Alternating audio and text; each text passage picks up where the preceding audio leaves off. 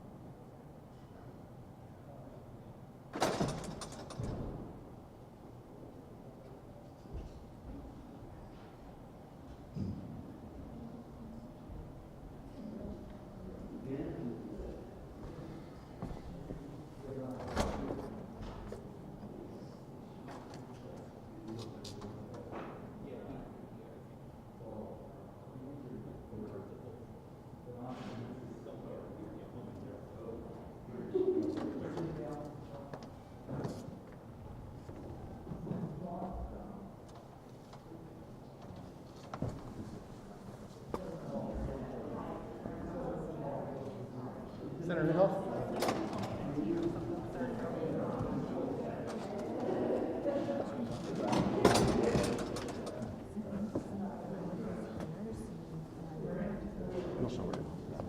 Yep.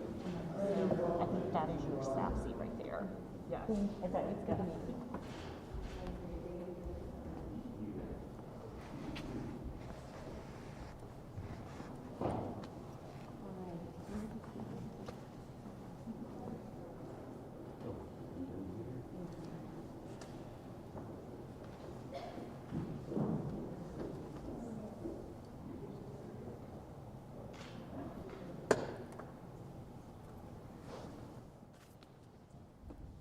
Thank you. Appreciate it. The Small Business Entrepreneurship Committee will come to order. The purpose for today's hearing is to hear from our nominee for the Administrator of the Small Business Administration, Isabel Guzman. I would like to welcome her here this morning. I know she came in from California, and we appreciate very much her being here today. I want to start by thanking Chairman Rubio for his generosity in scheduling this hearing and allowing me to chair the hearing. I also want to thank Senator Paul for his cooperation in allowing this hearing to take place and for me to have the opportunity to chair this hearing. Ms. Guzman, it's good to see you again. Welcome to the committee, and I thank you for your willingness to serve. I'm going to first recognize our newest senator from California, Senator Padilla, who's here today to introduce our nominee, Senator Padilla. Thank you, Senator Cardin, Senator Paul, other members of the committee, for the opportunity to introduce Isabel Guzman. At a time when small businesses across the country are facing unprecedented challenges and economic hardship, we need a strong leader who will bring experience and deep understanding of the issues to the Small Business Administration. And I'm confident that Isabel Guzman is that leader. As the daughter of a small business owner, Isabel grew up experiencing firsthand the entrepreneurial spirit and resilience of America's small businesses. She knows the dreams that small businesses represent and the opportunities they create for families and communities. After earning her undergraduate degree from the University of Pennsylvania's Wharton School of Business, Isabel has dedicated her career to helping small businesses grow and succeed. Isabel herself was a small business entrepreneur. Isabel already has a deep understanding of the Small Business Administration, having served both as a senior advisor and as Deputy Chief of Staff during the Obama administration. She oversaw the agency's adoption of new technologies and programs that made the SBA more accessible to entrepreneurs of all backgrounds. She currently serves as the director of the Office of the Small Business Advocate for the state of California, the most populous state in the nation, which makes up the largest economy of any state in the nation and home to more than 4 million small businesses. Among the many uncertainties of the COVID-19 pandemic, Isabel has worked with small businesses to weather the pandemic and has helped implement the largest relief effort of any state in the nation. In addition to overseeing a network of small business centers, Isabel's office has launched a Shop Safe, Shop Local initiative aimed at helping small businesses reopen safely, as well as the Get Digital California initiative to help small businesses adopt new technologies to safely and successfully operate during the pandemic. Having successfully navigated a high volume and sophisticated business environment in California, I am confident that Isabel understands the urgent and complex needs of this moment. Her expertise is critical to our nation's economic recovery. She's ready to hit the ground running and will ensure the SBA helps small businesses across America not only survive the pandemic, but build back better than before. Respectfully, I urge the committee to support her nomination. Thank you, Senator Cardin. Senator Padilla, thank you very much for your introduction, and we very much appreciate that, and we certainly welcome you to the United States Senate. It's nice to be your colleague. You're free to go. We're going to continue the hearing. I know you have a busy schedule, so if you need to leave, please feel free to excuse yourself. Thank you. Before I get started, I do want to welcome Senator John Hickenlooper to our committee. He's virtually with us today, and he will be our newest member of the committee, and we just welcome him to the Small Business Committee. Our committee has a great tradition of bipartisan cooperation, which we're continuing today in the manner in which this hearing is taking place. So we very much welcome the participation of all members. I want to start again by thanking Ms. Guzman for your willingness to serve our nation during this extremely challenging time. Serving in public life is not easy, and certainly is not easy, particularly in this environment. So we thank you and your family for your willingness to serve our nation as the administrator of the Small Business Administration. The SBA has played an oversized role in COVID-19. It was tasked with important aspects of the COVID relief package. SBA was called upon to provide an enormous amount of help in setting up new programs. The staff worked extraordinarily hard, nights and weekends, in order to get these programs up and running. $820 billion was run through the SBA in COVID relief, establishing a new program of the Paycheck Protection Program and an EIDL Advance program, both new. And of course, the eligibility of COVID pandemic for the EIDL loan program. There was a close working relationship between the SBA and this committee.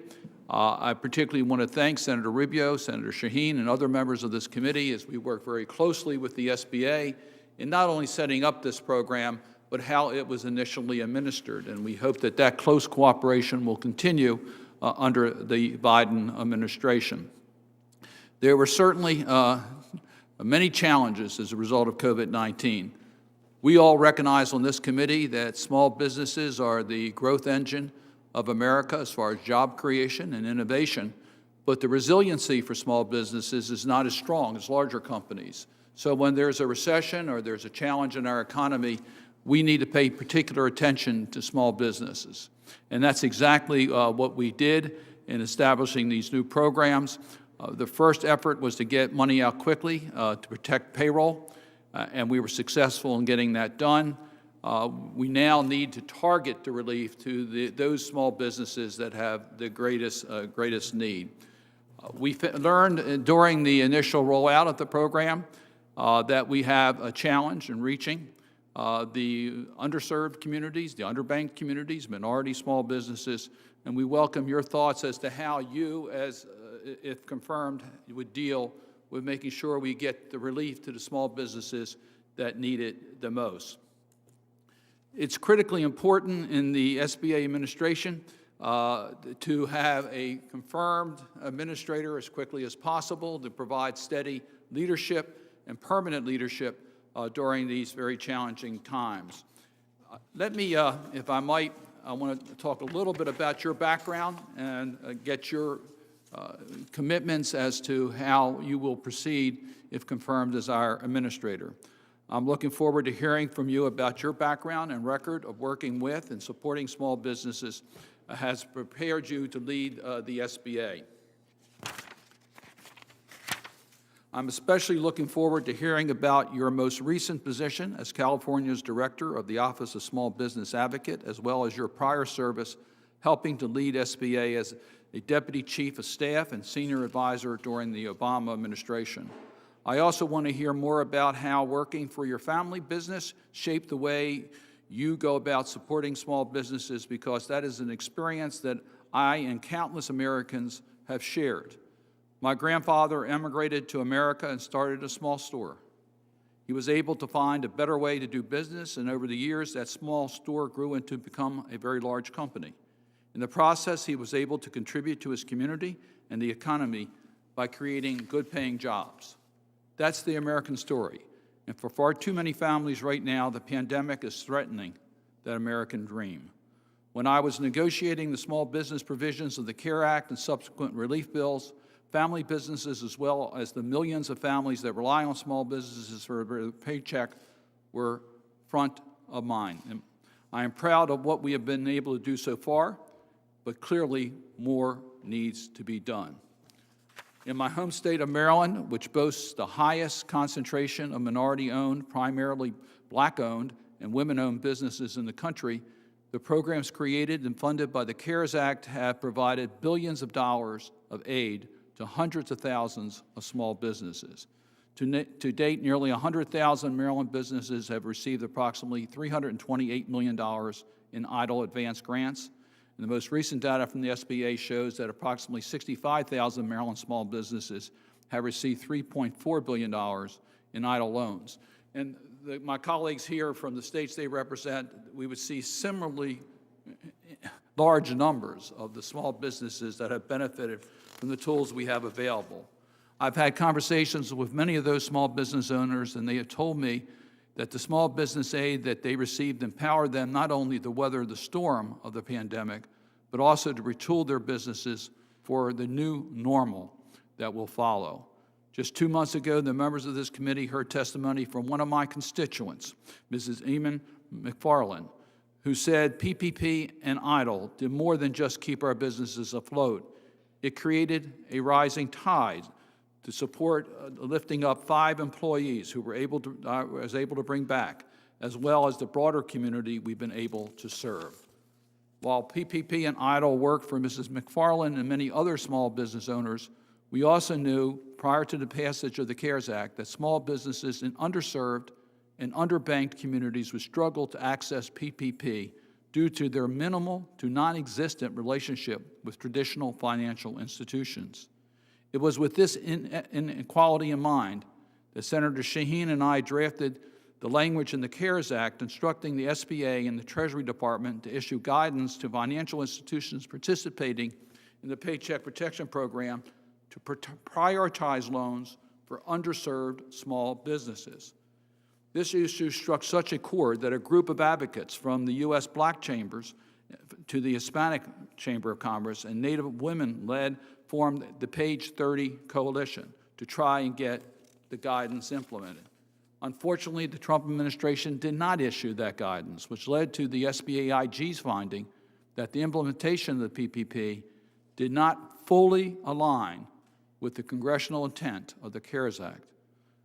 So, as we negotiated COVID relief packages that passed in December, my colleagues and I once again pushed for provisions to ensure that small businesses in underserved communities were not left behind. I am proud that the initial data that we've looked at in regards to the PPP loans being issued in January, we see that they're going to smaller small businesses and the size of loans are smaller. That is a good indication that we are getting a better targeting, but we want to know how you will use the position, if confirmed, to reach this target group that has traditionally been left out of SBA priority programs because of their lack of connection to the banking community. No one knows exactly when the pandemic will end, so I'm grateful that the Biden-Harris administration has laid out an aggressive plan, the American Rescue Plan, to defeat COVID-19 by funding vaccination and containing the virus while delivering aid to the hardest-hit communities and small businesses. Because to truly help small businesses recover, we must defeat this virus. If American consumers don't want to go out of their homes, we're not going to help small businesses. If schools don't reopen, parents are not going to be able to fully participate in our economy and help small businesses. Ms. Guzman, as we in Congress draft and enact an American Rescue Plan, we will be relying on data and insight from the SBA. Here, we have had bipartisan concern by the way the SBA has made that information available to Congress. And by the way, also the General Accounting Office has been unable to get that information. We need that demographic information on how the program is working so we can adjust it to reach the targeted communities that have been traditionally underserved. So we're going to be looking for your commitment to make sure that you get that information and share that information with those of us in Congress. Thank you once again for your commitment to serving the nation during this difficult moment in our history, and I look forward to your hearing your testimony this morning. At this time, I would yield, I'm the acting chairman today, but the acting ranking member, Senator Paul. Thank you, Mr. Acting Chairman. Welcome, Ms. Guzman. I enjoyed our conversation yesterday, and I do wish you the best of luck. I think the job will be bigger than the job has ever been in the past. Philosophically, I've been opposed to borrowing such extraordinary amounts of money, and I think it's been a false choice in the sense that we say either the economy collapses in ruin or we bail it out with money that we don't have. There's always been another choice, and that's examining whether or not the economic lockdowns have been beneficial. There's no evidence, really, that any of the COVID lockdowns have affected the trajectory of the virus. Even President Biden in the last week has admitted as much. The virus is doing what it wants to do regardless of any of our interventions.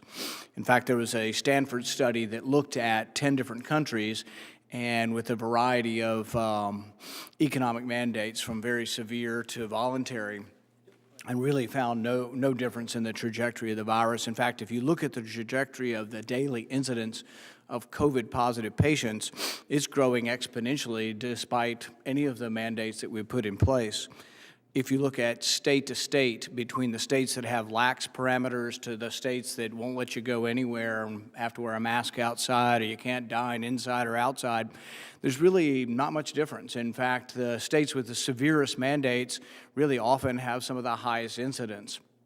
So Florida versus California, the incidence in California on a per person or a per pro rata ratio is actually much higher in California than Florida, despite California having the harshest lockdown. The reason I bring this up is that there has been a choice and still is a choice on how we help business in our country and small businesses. The small businesses have been devastated by government policy, primarily governor's policy, but they have been devastated by these rules. So the choice isn't just shake the free money tree, print up money, and give everybody money or nothing. The other choice would have been, could have been, and still is, let's free these businesses up. Let's get rid of the mandates that are crippling our business. Even with the mandates causing such harm to restaurants and hotel industry and travel industry, overall unemployment actually in Kentucky is actually lower than it was in 7 of the 8 years of President Obama's 2 administrations. So I think we do need to put things in perspective, and those who say this is an existential thing and we just got to borrow whatever and the debt be damned and we just have to do whatever and not worry about the consequences of the future, I think we do. Lord Maynard Keynes was sort of one of the early promoters and most prominent promoters of the free money stimulus, government stimulus, where we borrow money and pass it out. He was asked, well, you know, it seems to work in the short run, but what about the long term? And his response was, well, in the long term, we'll all be dead anyway.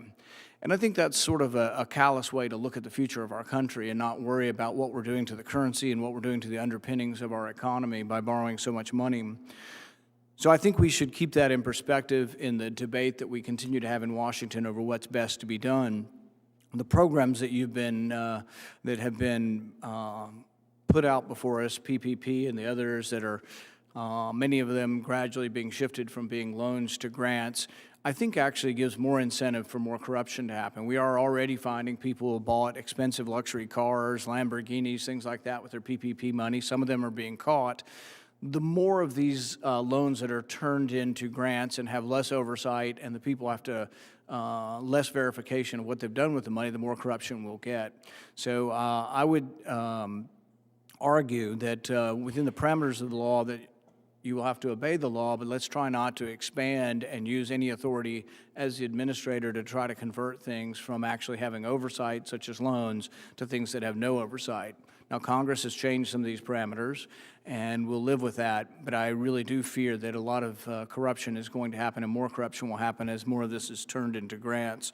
So as we move forward, Mr. Chairman, I think it's important that we continue to have a debate over what works and what doesn't work. And the virus has been devastating in many ways to so many people. You know, I have friends who have died from the virus. I have friends who are currently sick with it.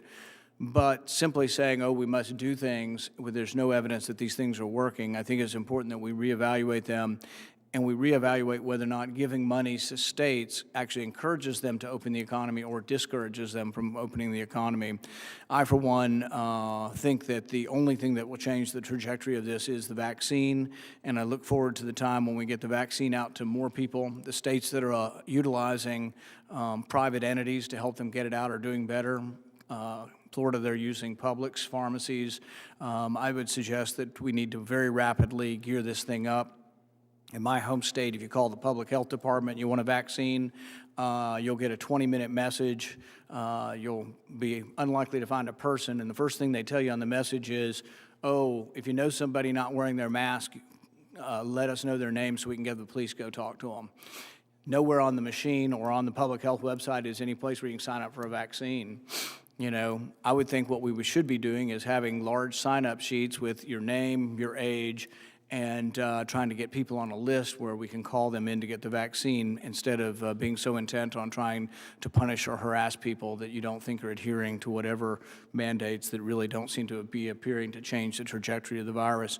So I think we continue to have this debate. I hope you will work very hard. I'm hopeful that you will try to oversee these administration of these loans without letting them get out of hand, and I wish you the best of luck. Thank you.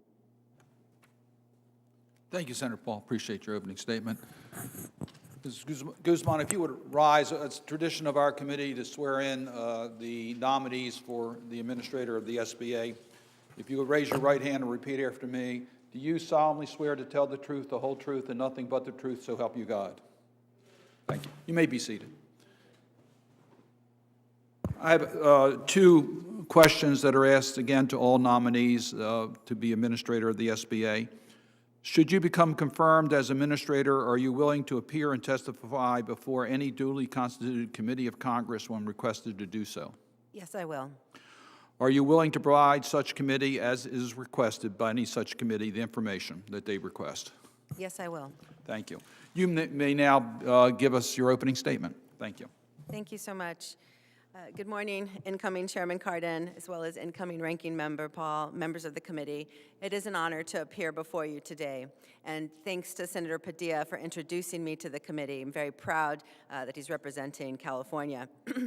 As a product of and lifelong advocate for America's small businesses, I am honored and profoundly grateful that President Biden has nominated me to serve as the next administrator of the U.S. Small Business Administration. I am deeply committed to helping support our nation's small businesses and entrepreneurs, and would be proud to lead the SBA and help small businesses start, operate, grow, and be resilient. Let me tell you about my background. I grew up in a small business family in California, visiting and working with my dad at his veterinary hospital. What I remember more than anything, I loved the connection he had with the clients that he served every day. At a young age, I experienced firsthand how important small business owners are to the communities they serve and why we rightly call them the fabric of our neighborhoods. They enliven our main streets, create the products and services that enrich our lives, and innovate to solve the world's problems. If confirmed, I pledge to serve as their voice and represent the enormous diversity across our small businesses, from independent contractors and sole proprietors to startups and innovative technology and science-based firms to Main Street and manufacturing of all sizes and all stages of development, and all entrepreneurs from diverse backgrounds and geographies. At over 30 million strong, small businesses power our economy. They represent vastly all of our nation's total businesses and employ nearly half of the private workforce. But they are facing an unprecedented crisis and need our support to survive and thrive again. As this committee knows so well, small businesses across the country have been devastated by the pandemic and economic downturn. I feel a sense of urgency that we need to work harder than ever, think more creatively than ever, and build more collaboration than ever to meet this moment. Throughout my career, I have started businesses and helped entrepreneurs launch and grow their firms, and I appreciate and understand the challenges that they face every day. We all know a small business owner who works so hard, wearing multiple hats, to tenaciously pursue their dreams, the American dream. As California's current small business advocate, I have also seen the impossible situations and intense frustrations small business owners are experiencing as they attempt to survive the COVID-19 pandemic. Many have experienced revenue drops, increasing debt, and shrinking cash flows as a result of the health and safety guidance and lockdown restrictions and changing marketplaces. Small businesses need a team behind them. SBA must be a part of that team, helping them access capital and connecting them to marketplaces to build revenues and to networks that can help them navigate resources to improve outcomes so that they can do what they do best, create our nation's jobs and help spur our economy. I am confident that I can hit the ground running and deliver the recovery policies of the administration and this committee. President Biden is committed to addressing inequities in our economy and providing relief to those who are struggling during the pandemic. He has focused on building our economy back better and strengthening our small businesses. And America's small businesses are counting on effective and equitable implementation of COVID-19 relief and recovery programs passed by Congress and implemented by the SBA because their survival is at risk. If confirmed, I would leverage my prior experience serving in leadership at the SBA and commit to working diligently to be a good steward of its programs. I am committed to ensuring the agency has the right systems, technology, and operating processes in place to advance its mission and reach all our small businesses. Most importantly, I will work to ensure funds get into the hands of the small businesses who have been hurt the most by the pandemic and economic crisis through no fault of their own. I also pledge to be transparent, responsive, and accessible to this committee about SBA's operations and needs. President Biden has committed to advancing racial justice and equity for all Americans. If confirmed, I am committed to helping the SBA advance opportunity for all, including our underserved entrepreneurs who have faced historic barriers to start and grow their businesses. I am deeply honored by the President's nomination and look forward to getting to work immediately with the mission-driven civil servants at the SBA to help all of America's small businesses build better futures for their families and their communities. Their success is our country's success. Thank you, Mr. Incoming Chairman. I look forward to all of the committee members' questions. Ms. Guzman, thank you very much for that opening statement, and I particularly appreciate your comments about working with our committee and transparency issues that, in general, worked well with the Trump administration. We had a very fine relationship with sharing of information and implementing the new laws that were passed in the CARES Act and reinforced by subsequent legislation. There was one notable exception, and I mentioned it in my opening statement. We had a very difficult time getting the granular information on the loans in order to do our oversight as in Congress, as well as to adjust the program to make sure that the funds were getting to the small businesses in an equitable manner, particularly those in underserved communities. We introduced legislation, made requests to require demographic information be supplied by the borrowers so we could determine where the loans were going from the point of view of communities, whether the underserved communities were really being treated fairly. And we were basically unable to get that information. Just very recently, we got some information on January 31st, the SBA released data on the performance of the 2021 PPP program. This is one that just was passed in December. And unfortunately, less than 22% of the borrowers completed the demographic questionnaire. So my question to you is, what will you do to improve the transparency that you mentioned in your statement so that we can get the data we need to make sure that the programs that we have created are reaching the intended small businesses in an equitable manner, particularly those who have traditionally been underserved? How are we going to make sure we get that demographic information in order to evaluate and oversight the program as well as adjust it moving forward? Thank you, Senator, for that question. I do believe wholeheartedly that managing with data and information is critical. I agree with you that the decisions rest on performance, and so it would be my priority to ensure that communication and collaboration is open on that information. Further, that we're leveraging our technology fully and our systems and processes to ensure that we can, provide insights as we move along for any adjustments as we proceed. So it is definitely a priority, especially in ensuring strong oversight and control. I would just urge you to work with the staffs of our committee on this issue because it's been a real challenge for us. And we've been working in the blind in crafting legislation. We had a hard time getting information even on the drawdown on the program when it first started up to make sure there was adequate funding provided. So I take your commitment to work with us in a way that we can share information so that as policymakers, we can support your mission with timely information to make adjustments if needed. Yes, I would completely. Thank you. And I would make sure that my staff is available as well to collaborate with the committee and staff and individual members as concerns are raised. Thank you. I want to deal with eligibility for SBA programs for those who have criminal records. And I start here because as the Paycheck Protection Program was implemented, SBA adopted an entirely new exclusion for partial owners convicted of any felony within the last 5 years. Now, we raised objections, bipartisan objections. I worked with Senator Portman and Senator Langford and others to try to get an adjustment on that. We thought it should be eliminated in its entirety. The SBA made Treasury and SBA made an adjustment to reduce that to 1 year, but they still did not deal with those accused of crime before their convictions and still had prohibitions that we thought were against what was the intent of Congress.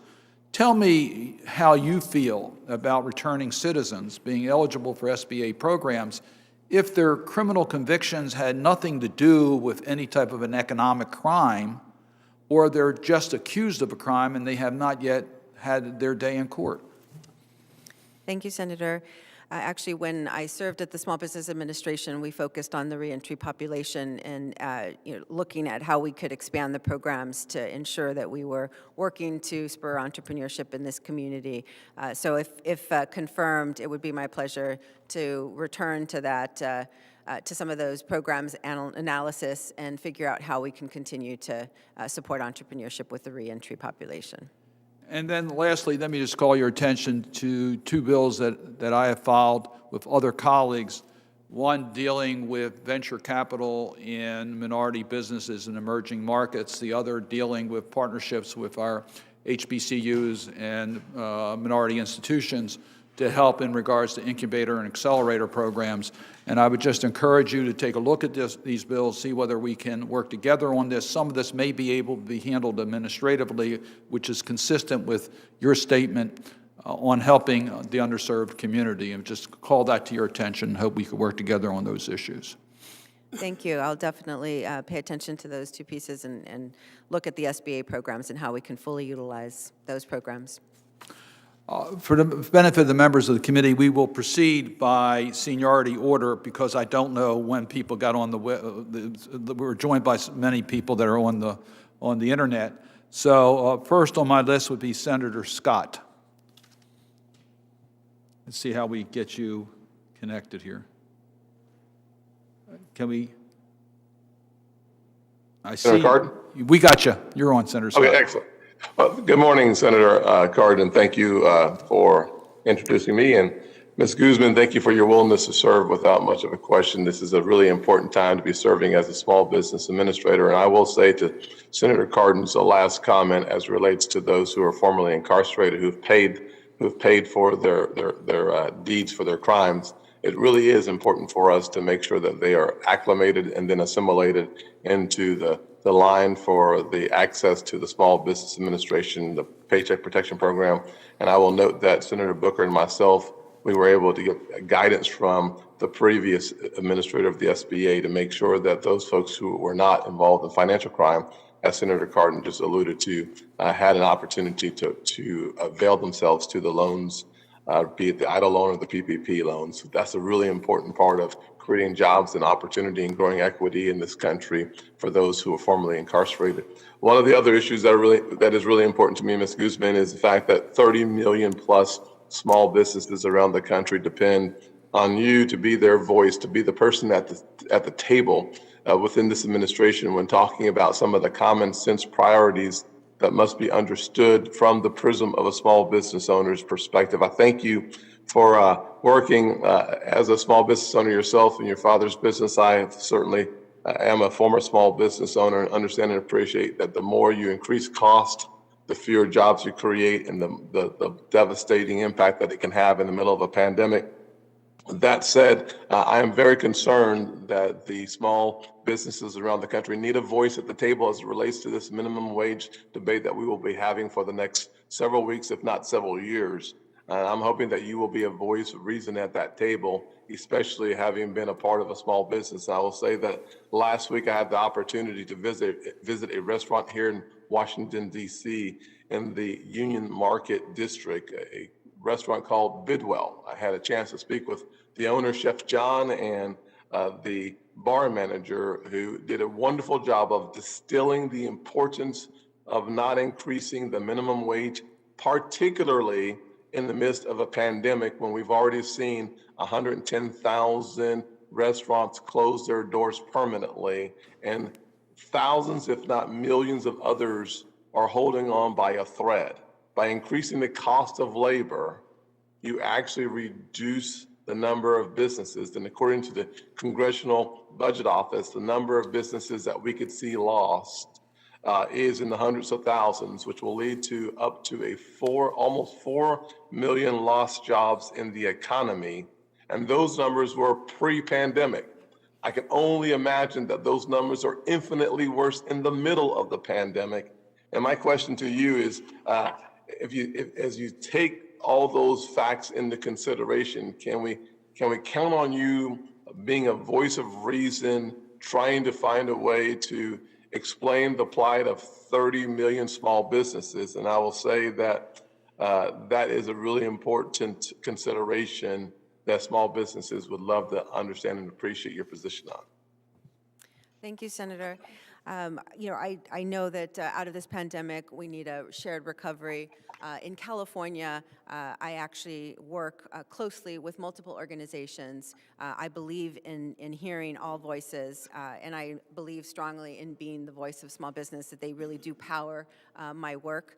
And those stories mean a lot to me, of the different restaurants and bar owners and service industry folks that I have met in my service. And so those stories are really what propel my work. And so I do intend on being the voice of small business at the table and utilizing the resources, if confirmed, at the SBA, including the Office of Advocacy that does extensive research and is an independent agency to make sure that I am aware of the issues and can voice those concerns. And then in addition, the SBA has great programs, to help small businesses adapt to the marketplace, and I would want to be sure that I can help them navigate through any challenges and Thank you be very able to much. succeed.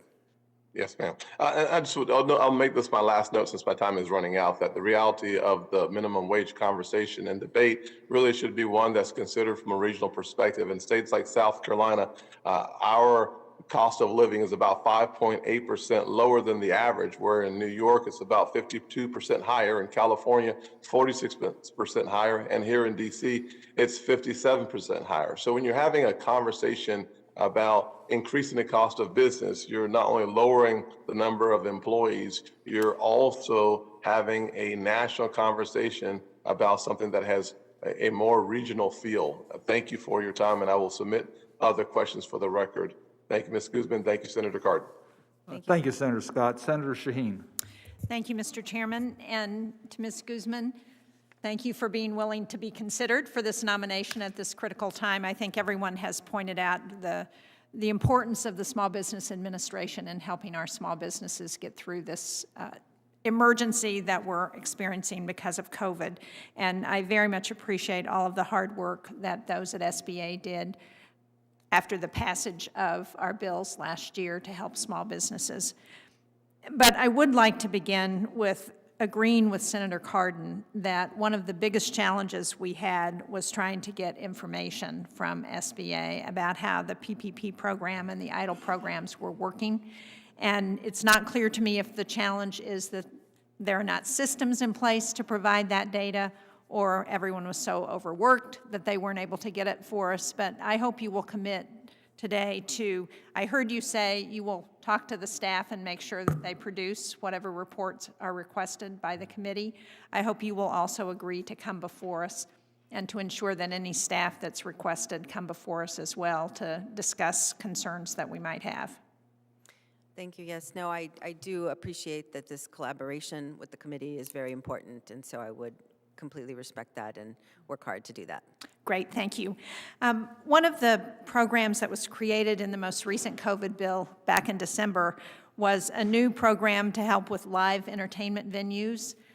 They have been particularly hard hit in New Hampshire and across the country because most of them don't have a large number of full-time employees. They have part-time employees, and so that the PPP dollars, as you know, didn't work quite the same way for those venues. And under the program, SBA is authorized to make up to $15 billion in grants, but we still have not seen any of the guidance from SBA on how those grants will be made available, and we're hearing a great deal of concern from small businesses in New Hampshire who are interested in applying and are really getting desperate. So can you talk about how you might get this program up and running as soon as possible? Thank you, Senator. If confirmed, my priority will be on, number one priority will be on ensuring that COVID relief is implemented efficiently, quickly, as well as equitably, and including the shuttered venues grants. And so this would be, one of the, day one priorities is to understand where they're at with this process and make sure that this is implemented as quickly as possible. Great, thank you. We had the opportunity to talk a couple of weeks ago, which I very much appreciated, and one of the things we talked about was the STEP program to help states with small businesses with exporting their goods. And it is legislation that I care a lot about because I helped to introduce it and see it get passed. And when it's working well, it's very effective. But as you may be aware, the GAO identified several outstanding issues with the STEP program that I would just call to your attention. First, that a significant portion of funding has been returned to SBA because administrative requirements are too burdensome. And that is what I hear on a regular basis, that there is not enough flexibility in the program. The paperwork that's required is very difficult for, as you know, for many of these small businesses. They don't have somebody who can fill out burdensome administrative requirements, and so it's been really challenging, and there's a whole list of concerns that GAO expresses. Inconsistent program guidance. Our small businesses hear from other businesses in other states that they've been allowed to do things that our folks in New Hampshire are being told they're not allowed to do under the grants, lack of flexibility, just a whole range of things. So can you talk about what you might be able to do as administrator to help address some of those longtime problems within the STEP program? Thank you, Senator. Yes, for twofold, I'm both familiar from my work at the SBA with the STEP program. I did implement programs and priorities on behalf of the administrator operationalizing the vision, and STEP was one of those that I worked extensively on. So I do understand some of those challenges. In addition, as a recipient in California, we administer the program, and I've heard directly from small businesses who have had challenges. So I would use those two past experiences to really dive in and try to ensure that we implement that program as efficiently as possible. And across all the board, across all these programs, it would be simplification, understanding the experience of small business. Well, so given your insights, why has it been such a problem with this program? I understand that there were lots of programmatic issues when they first established it, and in terms of making really strong controls and measures, and so balancing that with efficiently and effectively getting the program out is, I think, the challenge. And so I'd need to dive back in and understand where they're at with some of those changes to see if there's ways to simplify the program. I appreciate that very much. My recollection is that this legislation was passed in 2010. So after 10 years, it seems like these problems should have been worked out. So we will stay in touch, and I can assure you I will continue to ask questions to see how we can make progress and stand ready to help you with that. Thank you. Thank you. Senator Ernst. There we go. Thank you, Mr. Chairman, very much. And is it Guzman or Guzman? Guzman.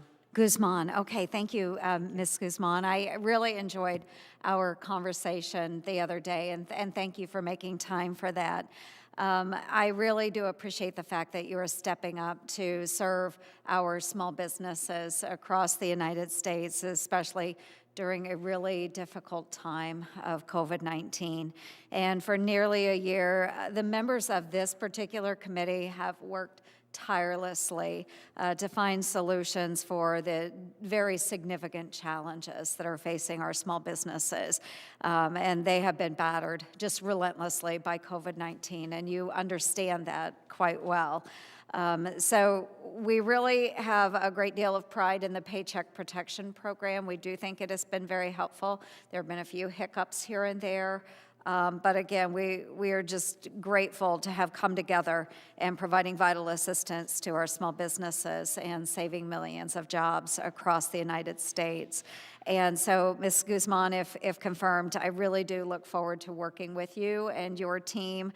We have got to strengthen and improve these programs and find ways to continue to bring assistance to all of these wonderful entrepreneurs and small businesses across Iowa and across the country as we continue on that path to recovery.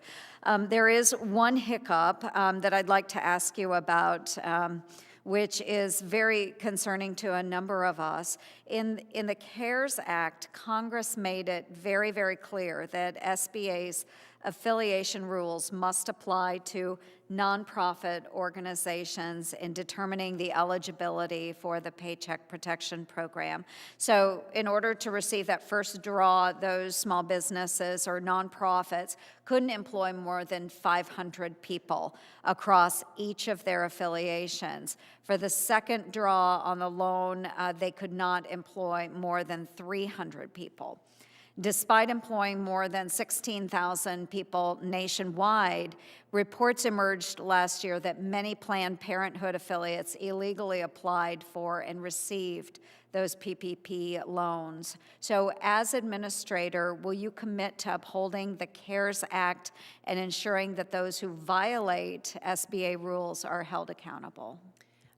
I would definitely commit to being a good steward of the program as the rules and regulations have been spelled out, and would look forward to discussing affiliation with you further if confirmed. Yes, thank you. And we will have additional discussions on that. We want to make sure that those businesses, those nonprofits that truly do have a need and meet the rules are those that are receiving.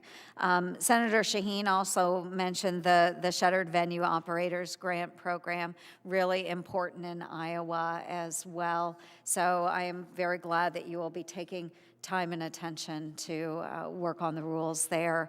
One of the topics that we touched on during our call last week was the topic of childcare. And it is so important that we address this issue.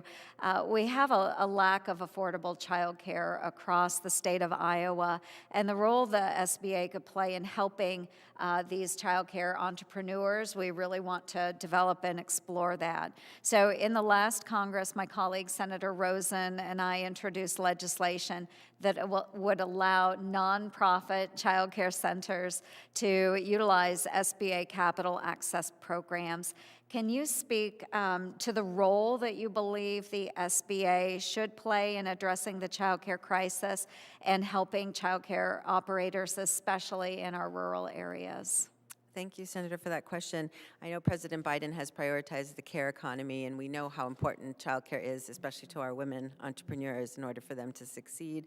The SBA does have programs that it can utilize, as well as I would, welcome the opportunity to explore ways that we can better serve the child care facilities. So in addition to the current loan programs and the Small Business Development Center targeted programming that exists in California, there's some great best practices of intensive trainings for child care providers. And I would welcome the opportunity to make sure that we're leveraging those, scaling those, as well as looking at other opportunities to help. Well, I appreciate that, and I am running out of time. I do want to take a moment to say, though, that I did enjoy our conversation. I was thoroughly impressed with your knowledge of the various programs through SBA, and Ms. Guzman, I look forward to supporting your confirmation. So thank you so very much, Senator.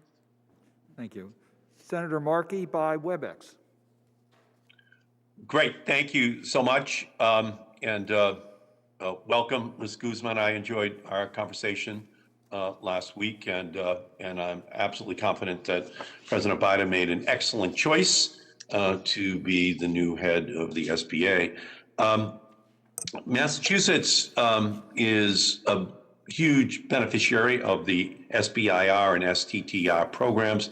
Here are some of the numbers.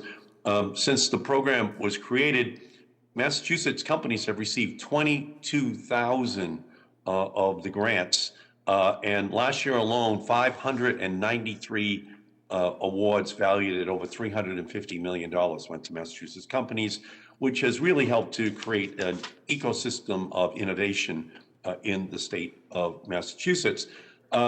We talked during our conversation last week about how strongly I believe that we must ensure that the SBIR program is available to truly small businesses.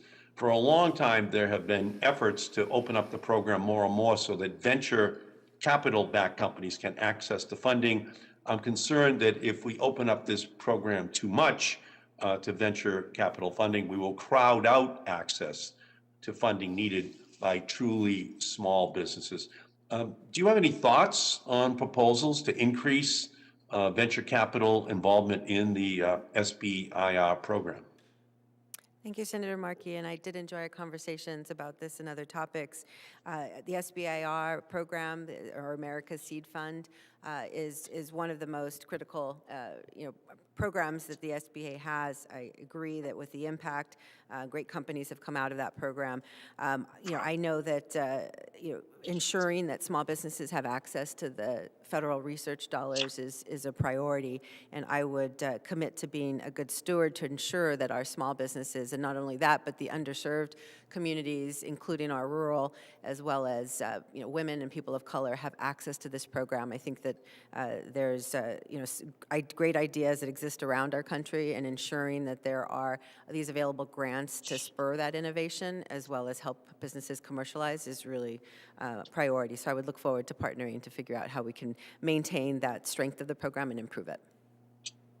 Okay, and again, that the nub of my question actually goes to obviously the role which the venture capital world, which has access to plenty of capital, wants to play in moving into this sector as well, which I have I cast arched eyebrows that hit the ceiling as I look at their interest in this program, knowing how well it's already serving the smallest businesses, the entrepreneurial, the innovative businesses in our country.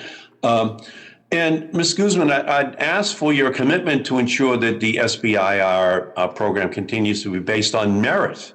And I'd also ask for your thoughts on how we can provide more funding for small businesses across the country who may not have access to a Massachusetts or a California business university type of ecosystem.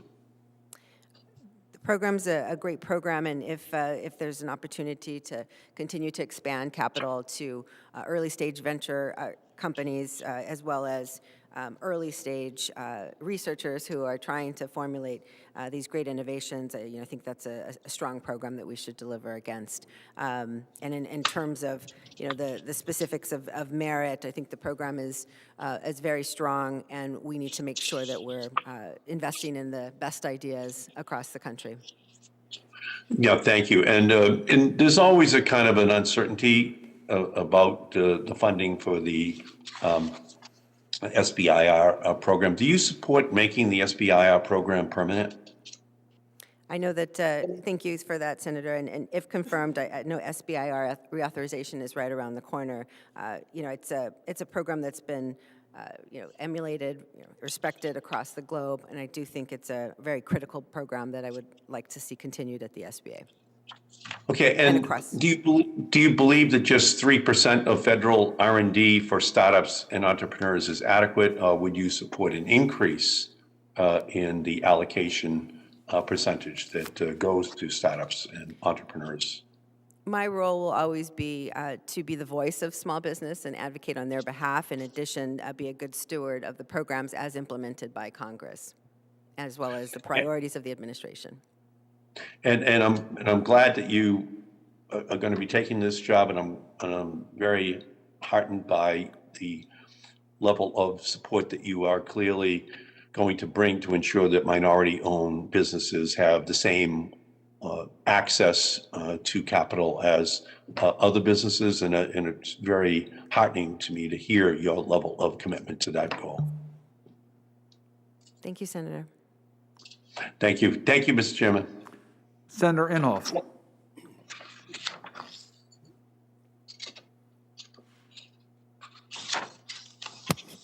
All right. Well, thank you, Mr. Chairman, for hosting this meeting. And Ms. Guzman, I enjoyed our visit. We had a chance to talk about some of the. And this is so important to me. I think I've impressed upon you that Oklahoma is we are a small business community. In fact, I questioned my staff when they said that we had statistical data that showed that 99% of the businesses in Oklahoma are small businesses employing over half of the workers in Oklahoma. So I think we're the ones that really need this program. And there are two problems with it, have nothing to do with the pandemic, but things I want to call to your attention because there are things that we need to be addressing that you may not have thought of before. And I agree with the comments that have been made about the Paycheck Protection Program, and it's been very helpful. But a problem that we have in my state of Oklahoma, and of course maybe I'm partly to blame, is that our businesses don't know what resources are out there, what the SBA does, what their mission is, what is available to them. And I've not been able to, sometimes I get a response of surprise that there are resources are out there. Do you have any ideas on what you could do to maybe where we could work together to lift the awareness of what this SBA is all about and what's there for our small businesses? Thank you, Senator Inhofe. I agree that connection to resources is one of the biggest challenges for small businesses. President Biden has prioritized establishing navigators in communities, so local voices who can connect to small businesses and inform them of the resources that exist. If confirmed, I would want to leverage SBA's field offices, resource partners, as well as extensive partnerships across chambers and other organizations to help to that end. So he's talked to you about this? The president has mentioned several times navigators in terms of his priorities. And so, yes, for the Small Business Administration, that would be one of our priorities. And sometimes we run into this in government. There are opportunities, and they reach a level of perfection, and yet they're just not reaching the ones that is supposed to be reached. So anything that, and because I think there's something that maybe as members, maybe some of my fellow members are doing things I'm not doing, but I have not been successful in doing this, and this is something I think is really should be a pretty high priority. So I look forward to working with you on that. Now, another program that's been promoted, and not just through the pandemic, but the program ongoing. It's the EIDL program, that's the Economic Injury Disaster Loan Program, as you're fully aware of. It was designed originally for natural disasters. Now, in my state of Oklahoma, we have had more than our share of natural disasters. And this has been very helpful. But we do hear quite often that the EIDL program has experienced a lot of delays in process, and also heard of significant issues of fraud inside the program. And I believe that's true. In fact, one constituent shared that her husband did not apply for an EIDL, and yet an application appeared, and information was used fraudulently and used in an application. Now, I don't know how that happened, but we do hear that it does happen. Have you addressed the fraud and abuse problem in that particular program? Thank you, Senator. If confirmed, I would prioritize the reduction of fraud, waste, and abuse, as well as implementing controls and systems and leveraging the technology systems, the new technology systems they implemented, to ensure this program gets into the hands of the small businesses who need it. Because I've heard those same stories in California, very frustrated small businesses or those who could not receive it or get an answer. And I want to prioritize making sure that we... So you've had, in your experience, you've had personal experience with this. Correct. Well, that's good, and I'm glad that you're aware of that. And the last thing I wanted to bring up is the fact that we're aware that some businesses are afraid to reopen because of frivolous lawsuits, and our businesses can't stay closed because they're afraid of being sued. And these businesses will continue to play a central role in rebuilding our local economies, and I think it's something that we need to be looking at. And I would just ask you to agree with me on the importance of providing liability protections to these businesses to ensure our businesses aren't at risk over frivolous lawsuits. Thank you for that, Senator. I know that liability is a big concern for small businesses, and ensuring that we are addressing the pandemic and making it safe for people out in the marketplace is really critical. I will be the voice of small business and express their concerns and use their stories to be elevated and share those experiences. Well, that's good, and I'm looking forward to working with you in the future and supporting your nomination. Thank you so much, Thank Senator. you, Mr. Chairman. Senator Coons. Thank you, Chairman Cardin and Senator Rubio, and I'd like to thank the committee staff, Meredith and Sean, for working so hard to schedule this committee hearing quickly. And Mrs. Guzman, it's a delight to be with you today. I really enjoyed our call, and look forward to supporting your nomination and to working closely with you as you lead the Small Business Administration going forward. The crisis that our nation's enduring at the moment, this pandemic and the recession associated with it, is hitting restaurants particularly hard, as you well know. And last summer, Senators Sinema and Wicker, Graham and I introduced the Restaurants Act to provide direct grants, not just loans, to hard-hit independent restaurants. I heard just yesterday from Sasha Aber, a friend who runs Homegrown Cafe in Newark, Delaware. She's a regular at the annual Taste of Delaware that we do in the Kennedy Caucus Room. I hope you'll join us next year. And Sasha was telling me this weekend just how hard-hit her business has been, and how she and her employees and many other restaurants in my state need more help. I'm really encouraged by President Biden's focus on helping restaurants in the American Rescue Plan, and I'd be interested in how you think we can best deliver that, why you think grants are more important than loans, and how significant you think it is to target assistance to sectors like restaurants that have had particularly a difficult time of it.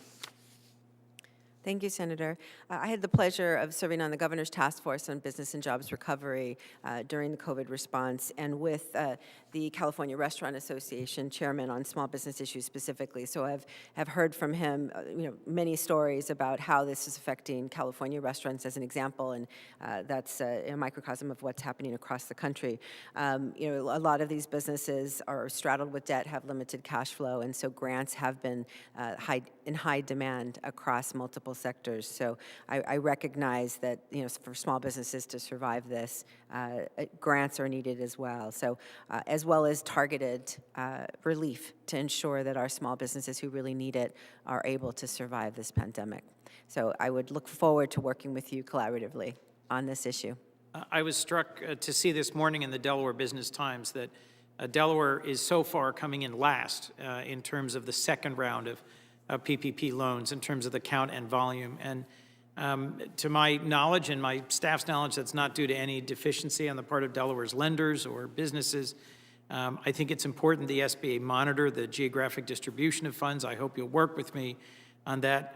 I think part of it may be because audits for first-round PPP loans are more cumbersome than may be necessary. There's been days of back and forth between auditors, lenders, and borrowers, even for loans as small as $10,000. How will you balance the important priorities of program integrity and efficiency in terms of speed? Thank you for that. I do think that that's the challenge of that balance. I'm quite familiar with the programs, and if confirmed, I would look forward to figuring out how we can, push as much as possible to make these simple for our small businesses to understand and leverage, because it is very difficult for them to go through, mounds of papers to try to figure things out. So I know that we can better use our field, our resource partners, and get communications out there that help small businesses. And as we spoke about, those resource partners can be absolutely critical, particularly to smaller businesses. For those that are women-owned, minority-owned, accessible advice and counseling is vital, particularly to navigate a crisis like this and to understand SBA's programs. Shawnee Inn in Greenwood, Delaware is an example.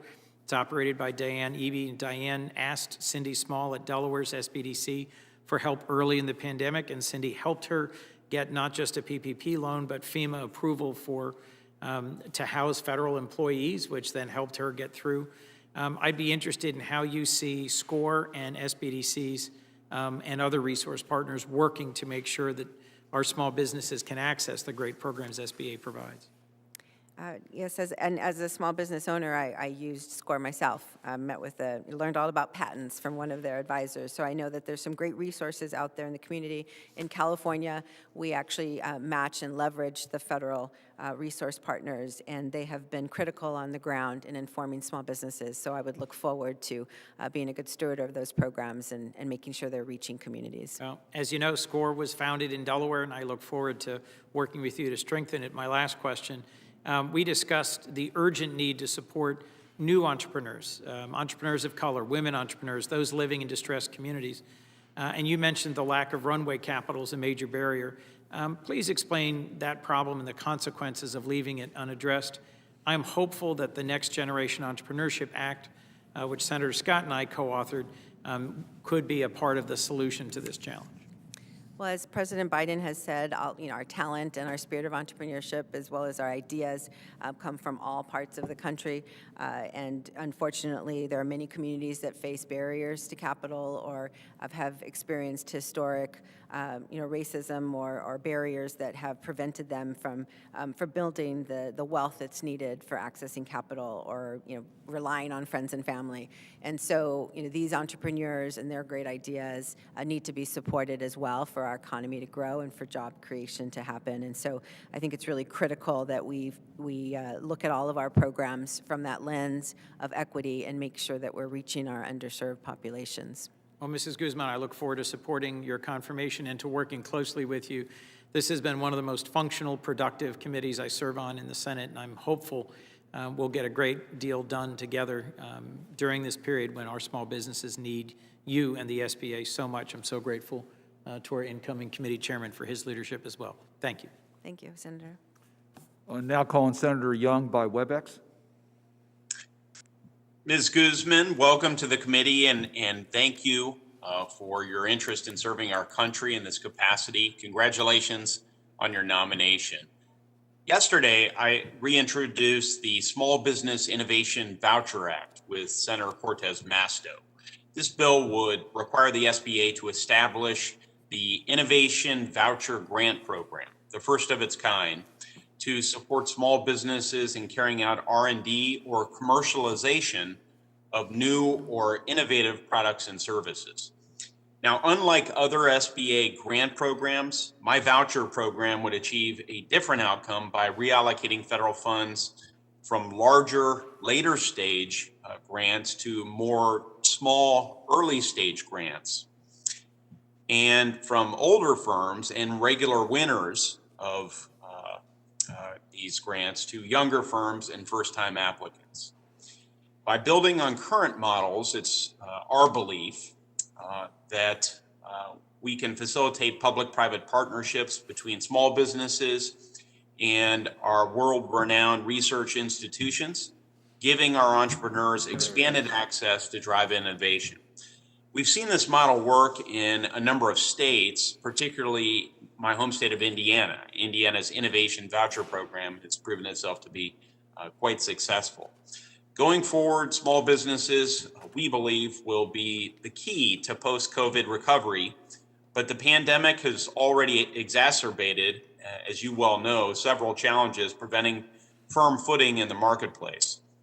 So, Ms. Guzman, I ask you, will you commit to working with me and my office, as well as Senator Cortez Masto, to focus on legislation such as our Innovation Voucher Program to facilitate these public-private partnerships? Thank you, Senator, and I enjoyed my conversation with you as well as Senator Cortez Masto about this issue. I think I shared with you that I implemented a small innovation grant in California through the Department of Defense program around cybersecurity and studied those programs across the state. So familiar, and look forward to discussing it further with you and working with you. Well, thanks so much, and we'll look forward to following up with you should you be confirmed, as I believe you will.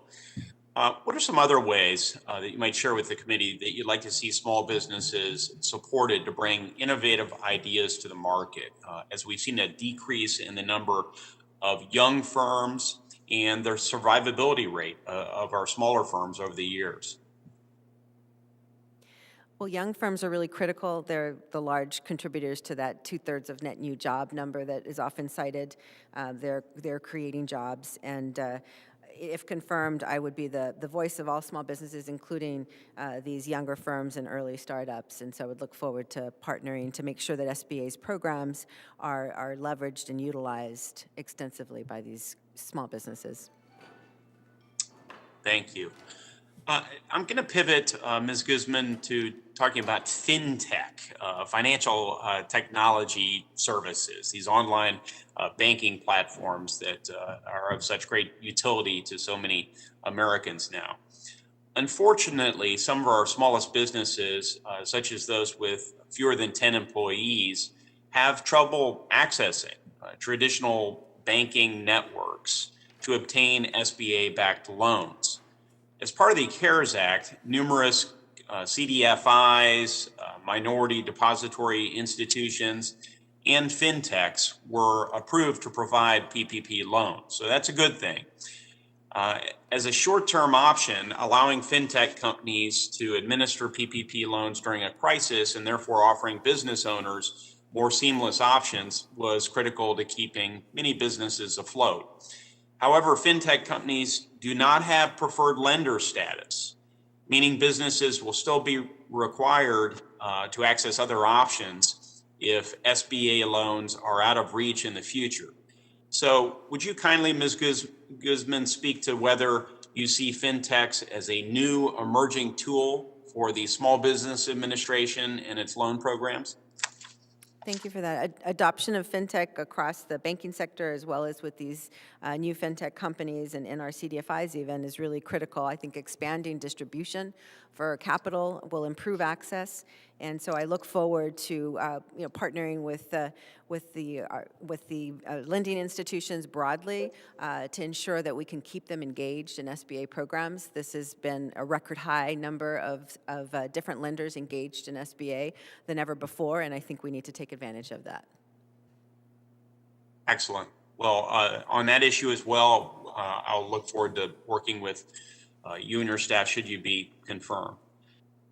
Lastly, in my remaining amount of time, and I'm unable to see the clock, but it'll be less than a minute here, I'd like to mention the Restart Act. The Restart Act was a bipartisan piece of legislation that I developed with Senator Michael Bennett. We're receiving 60 bipartisan co-sponsors in the Senate, a couple of hundred in the House. So we created a long-term working capital loan to our hardest hit businesses, measured by the amount of revenue loss they experienced on account of the pandemic. And then there would be a forgiveness element based on, once again, the economic impact these businesses have faced on account of the pandemic. It's industry neutral in its approach. And look, we all recognize that there are a number of businesses that are still reeling on account of the COVID-19 pandemic. My own belief is that it's likely that some additional assistance will still be required for these businesses. Do you believe that future support programs should be modeled after a sort of industry neutral long-term working capital loan program like the Restart Act proposes, so that we can target those hardest hit businesses? If confirmed, I do look forward to evaluating all of SBA's lending products. We do have a variety of options from the 7A and 504 and other programs that we can constantly ensure that small businesses are able to access in order to get capital, and whether it's that long-term patient capital or otherwise. And so I would look forward to exploring options as we go through that analysis and working with this committee and you and your staff to ensure that we're able to support all of these businesses. Well, I'm out of time. It sounds like you're open to the Restart Act. Thank you very much. Senator Booker. Thank you, Mr. Chairman. Ms. Guzman, thank you so much for taking time to meet with me. I'm so excited about your nomination, and I look forward to supporting you on the floor when it comes to your confirmation vote.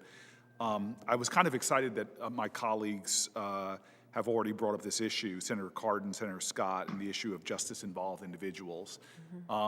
In 2019, there was more marijuana possession arrests in our country than all violent crime combined.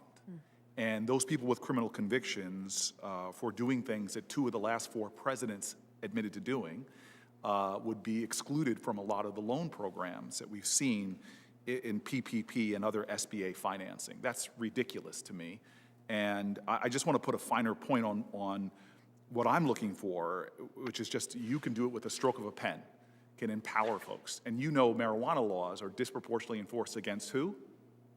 People of color. People of color. So we literally have college kids with impunity smoking pot, but people who are black and brown are 4 times more likely, even though their usage rates are no different. So that ultimately affects, as the ABA says, 40,000 collateral consequences.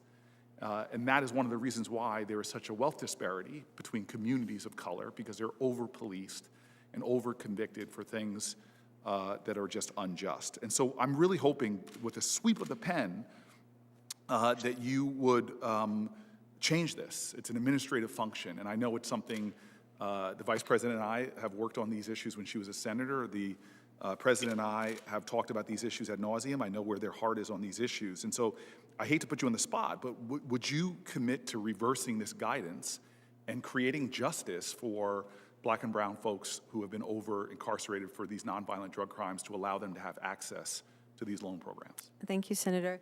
I believe I shared with you as well that during my time at the administration, we did focus on this reentry population, as well as making some administrative changes to simplify access. And so I would immediately be willing to dive in and explore what administrative changes I could make to open up these loans. Well, I hope we have a conversation on that. When you stroke that pen and write that out, if you want to see the most ridiculous happy dance you've ever witnessed, you can have me there, and I will be happy, because this is something that is just so painfully wrong. The universe is not that big, but you could really become a model for the whole executive branch, for just somebody got in there and quickly did right. And I know communities would celebrate as much as I will, should, and when that happens. I'm still concerned about black and brown businesses getting they're really benefiting from PPP and sort of the second draw. Part of the issue is that we simply just lack the data to understand the scope of this sort of issue. that a lot of our businesses are doing. And over the summer, the SBA released what little data they had on PPP lenders. About 86% of the 661,218 loans made at the time had failed to provide any information about race or ethnicity of the business owner. But we know that Black and brown business owners across the country are simply not getting the help they need, and I know you're intimately aware with that. One analysis by Accountable Us found that districts with the highest Black populations received up to $13 billion less in PPP dollars. While we have heard about the improvements to PPP distribution since December, it's clear that there is more to be done to make PPP lending more equitable. And so I'd love to offer my assistance in that. To me, I think it's something that you could really be a champion of. But I would love to just jump really quick to something I think you, in your incredible career, have had a lot of experience with, which is just this idea that these local loan funds, from your work in California, you've seen this, that really small businesses don't have banking relationships. But I really think that these local loan funds, one of which you sort of helped to administer, could really be the source of a lot of changes. So I put together a bipartisan bill called the Relief for Main Street Act that would seed and scale efforts like the one you ran in California, particularly aimed at businesses with 20 employees or less. My bill, which I've worked on with the chairman and other members of the committee, would fund about $15 billion in the HEROES 2 bill that passed the House last Congress. And I'm pleased to see that President Biden's American Rescue Plan included a $15 billion designation for the kind of flexible funds that you ran, which is now something that has me really excited. And so I just wonder, in the last seconds I have, could you maybe talk about why getting money into the funds like you ran in California really provide a better advantage for businesses that don't have those kind of banking relationships? Well, the California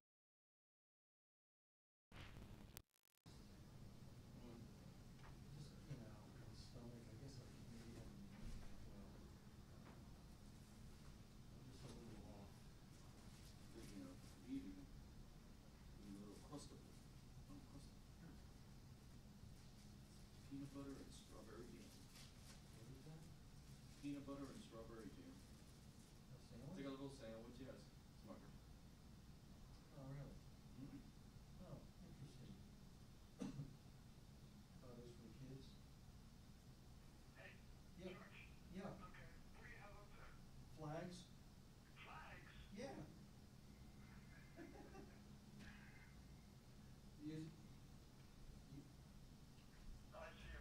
Yeah, those are all mine. I brought them. I bring them with me so I can. See that? Look at that. I see that. Isn't that nice? You got any audio with those flags? Nah. These are audio-less flags. Yeah. I got some audio. Hold on. Here comes the audio specialist. All right. CC, can you hear me? Oh, yeah, we can hear you. Okay. All right, you all set? Sounds like a plan. Yeah. You want to send me up? Or sure. You're not out to where you're supposed to be yet, but you'll be there shortly. I'm not what? Oh, I'm not being put out yet? Okay. Yeah. All right. Wait to finish. I'll put out later. Okay. I'll send you upstairs. Okay, bye. So what does that mean? You just can't see us then? Hi, Mark. Hey, Mark. How are you, buddy? George, I don't know. I didn't see who I picked up the phone from. Well, it's George Weller. What you got, George? I got steak out Heart 216. Heart 216? And no. It's Heart. We're on lines today. Giving a very hearty yes when it comes to the vote on the floor. And thank you very much for just. Thank you very much. Thank you, Senator Booker. We'll now go to Senator Kennedy by WebEx. Thank you, Mr. Chairman. Mr. Chairman, I can't see the clock, so if you would let me know when I have 30 seconds left. Ms. Guzman, congratulations. I want to ask you about our tax code first.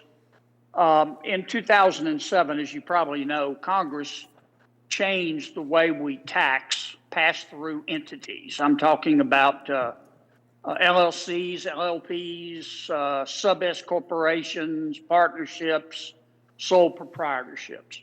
Congress exempted 20% of the income for those pass-through entities from the federal income tax. Was that a good idea, bad idea? What do you think? Thank you for that, Senator. I would work in partnership with the Office of Advocacy on issues like this to understand some of the research they've done, as well as be the voice of small business. While I don't have a specific opinion on that, I would love to get back to you and talk to you further about it. Well, are you familiar with it? Tell me how it works. Well, I'm familiar that there has been some tax benefits for these types of organizations, but I would need to get back to you on that in terms of my as it relates to SBA and the programs. I would basically be the voice of small business, of course, and tax issues, regulation issues. All these are of concern, but I don't have specifics on that. Well, but I mean, obviously, your job is to help small business women, small business men, and taxes represent a cost of doing business, just like your electricity bill, your insurance bill.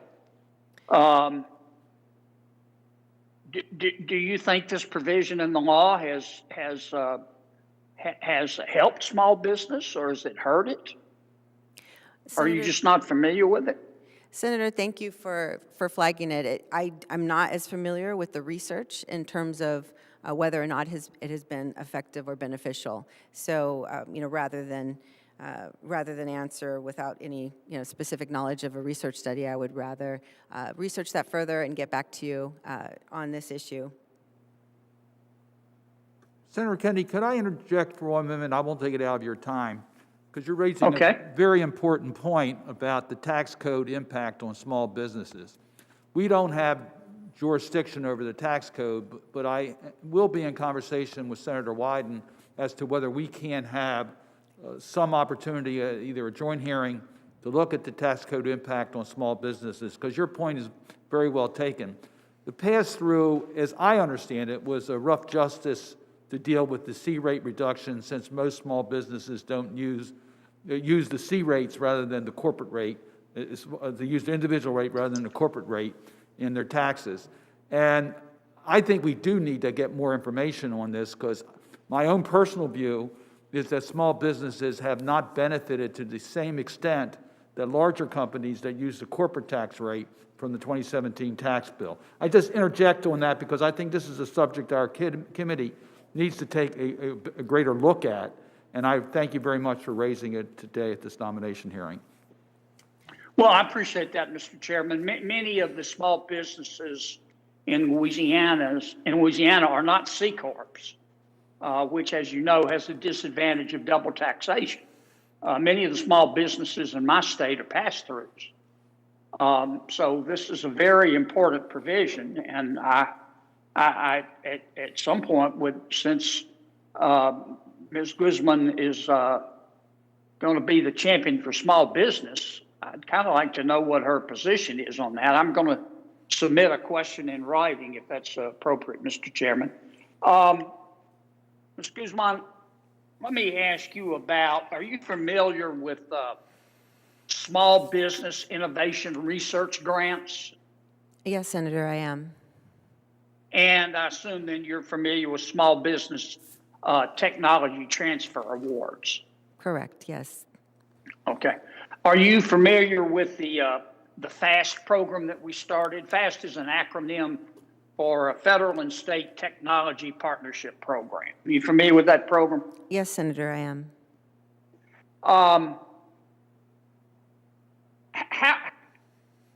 As I understand, the FAST program was set up to try to level the playing field and make sure that these grants and these awards are more evenly distributed. How has the FAST program worked?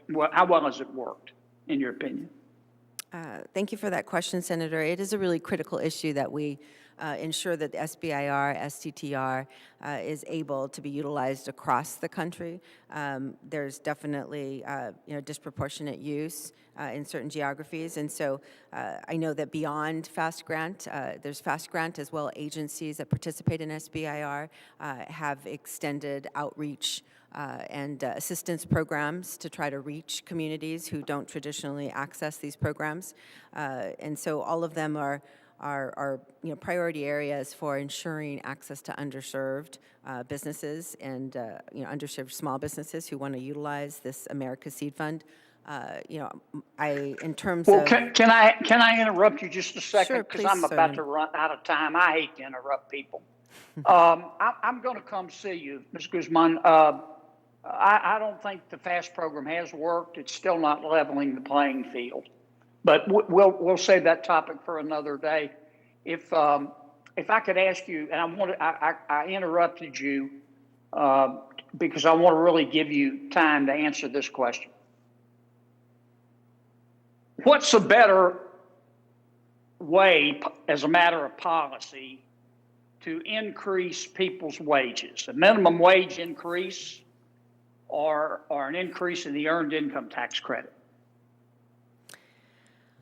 Senator, I don't have a, I know that, my responsibility will be to take the research and the data and be the voice of small business as well as the small business stories around this issue.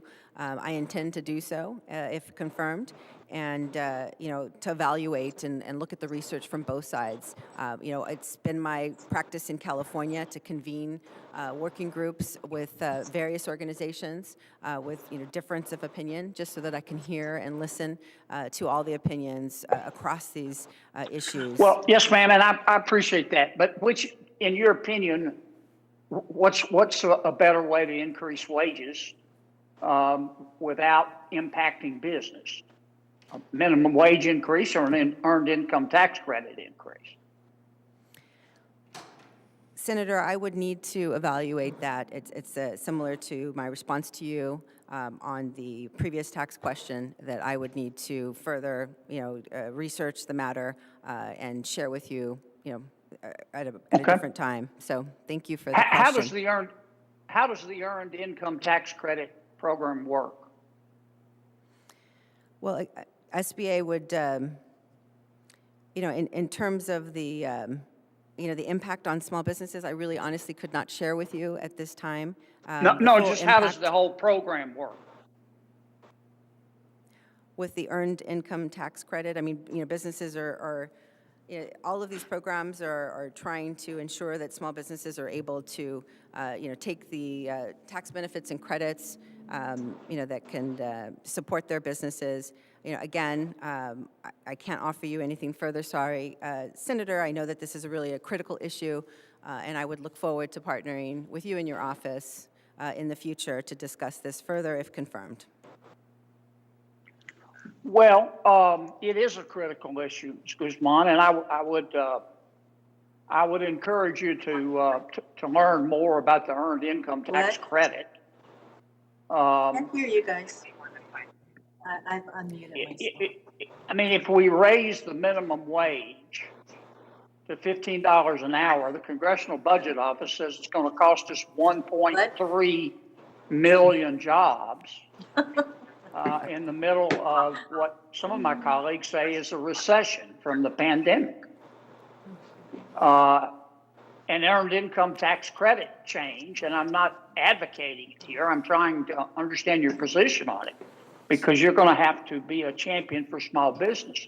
A change in the earned income tax credit, which would also put more hands in low-income workers. If we paid for it with an offset or a pay for in the federal budget, would increase people's income without causing people to be laid off. Senator Kennedy, So your time is pretty well expired. Okay. Did I go over by a lot, Mr. Chairman? Well, I took some of your time, so I'm trying to equalize it, but I think you're over by about 2 minutes right now. Well, I'm sorry. Consider this plane landed. Thank you very much. And I'll just repeat again, On the tax issues, I really do think we need to weigh in and we need to have a view on how their tax code is affecting small businesses. So I look forward to working with you, Senator Kennedy, on that issue. I serve on the Finance Committee, so I will take that message to the Senate Finance Committee. And I'm sorry I went over, Mr. Chairman, but I can't see the clock. Senator Hirono, WebEx.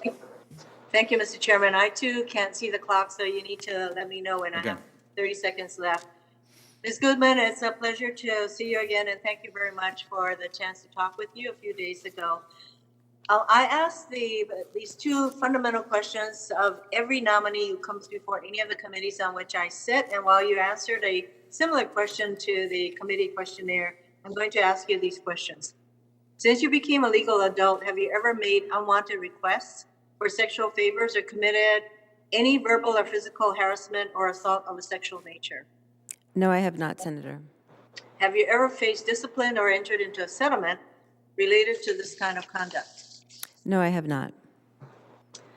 When I had a chance to talk with you, you made a commitment to making sure that underserved small businesses in particular would have adequate access, maybe more access at this point, to the $284 billion for PPP that Congress recently approved.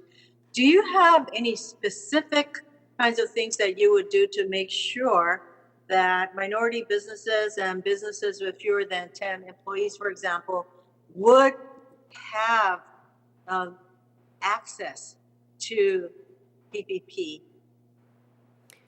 Thank you, Senator, for that question. It is a priority of the administration to ensure that our underserved businesses are able to access resources, and I believe that we can better deploy the community-based resources, our resource partners, as well as our field offices, to ensure that there's strong communication, strong awareness, strong training, so that more businesses can access this program equitably. And also, when we had a chat, I mentioned that there are a lot of small businesses who have a really hard time with all of the paperwork and requirements, so they should be as understandable as possible. And so I hope you will take a look at that. I have a question regarding 8A, the 8A program, and I think you have a familiarity with it because we advocated for an extension, additional year for businesses to participate in 8A programs, and you had advocated for this extension.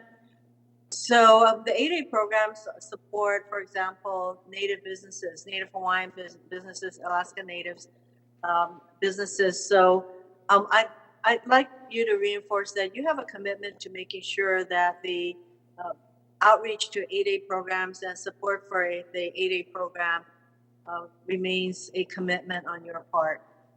Thank you, Senator Hirono. I would definitely commit to ensuring that all of our programs are utilized fully, including the 8A program, and that outreach is conducted extensively. And sometimes the 8A participants need a little bit more time, more flexibility to meet various requirements. So I hope that those 8A businesses that may have difficulty meeting their business activity targets for commercial non-federal revenues, that they would be given adequate time to meet those requirements. Yes, thank you, Senator. I would look closely at that program and make sure that it's aligned with the situation that so many of these contractors are facing right now during COVID and on an ongoing basis, so that they can fully leverage the program and grow to be successful firms.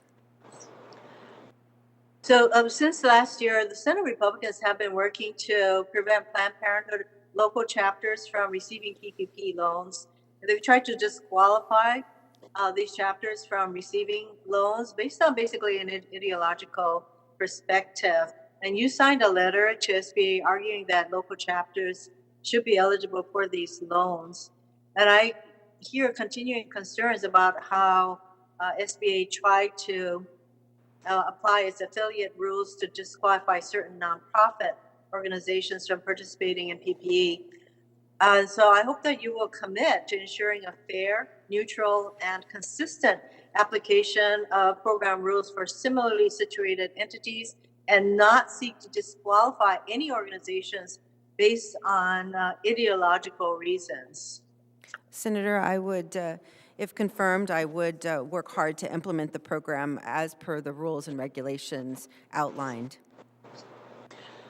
You mentioned that you would look to your local resource partners, and we had a chat about that. And it's good to know that you intend to fully use your local resource partners to get the word out to especially minority-owned and other small businesses as to the availability of PPP loans. I think my time is up. I know I see a clock up there Yes, now. your time is Barely just. see it. Okay. Thank you so much, Mr. Chairman. Thank you. Senator Hawley?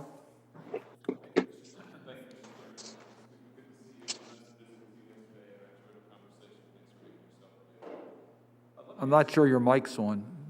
How about that? Better. There we go. Thank you. Let me just start actually with where Senator Hirono just left off, and I know that Senator Ernst asked you about the affiliation rule as well. So I just wanted to be clear on the answers that you gave to Senator Ernst and now just to Senator Hirono. Mm-hmm. The CARES Act explicitly says in the text of the act that nonprofits are eligible for PPP funds only if they and their affiliate organizations have no more than 500 employees. Now, Planned Parenthood employs approximately 16,000 people across the country, and according to their own financial statements, each and every one of its offices, both regional and national, each one is affiliated. They're all affiliated together, which means that each office is ineligible to receive funds under the text of the act. So I just want to be clear that I understand your position on this. You will enforce, if confirmed, you will enforce the affiliation rule. Is that correct? I would implement all the rules and regulations as applies to SBA's programs, and I welcome the opportunity to discuss affiliation and its application in these instances. Good. And just on Planned Parenthood in particular, can you commit to ensuring that Planned Parenthood affiliates that are affiliated per the CARES language will not receive funding under PPP? The SBA affiliation rule addresses all of these issues quite extensively, and I'd welcome the opportunity to review that with your office as well as with the SBA staff, if confirmed, to ensure that we are following all the rules and regulations. Do you regard it as an open question? I mean, the Planned Parenthood issue, do you regard that as an open question, Mrs. Guzman? Senator, I would need to dive into the specifics around affiliation and the control. It's about independence and control, and so I would definitely need to dive into the specific case. I couldn't give you a specific opinion about one individual entity at this point. Let me ask you about a different set of nonprofits, religious nonprofits. After the passage of the CARES Act, my office, we were inundated with requests from churches and other religious nonprofits in my state, which is the state of Missouri, saying that they had been told by some local and regional SBA offices that they were not eligible to participate in the PPP. This despite very clear language in the CARES Act that makes religious nonprofits, 501c3s, eligible for assistance, again, provided they have fewer than 500 employees. This eligibility was explicitly preserved in the December relief bill that Congress passed. And my question to you is, can you commit to applying that law and ensuring that churches and other religious nonprofits continue to be eligible to receive PPP funding?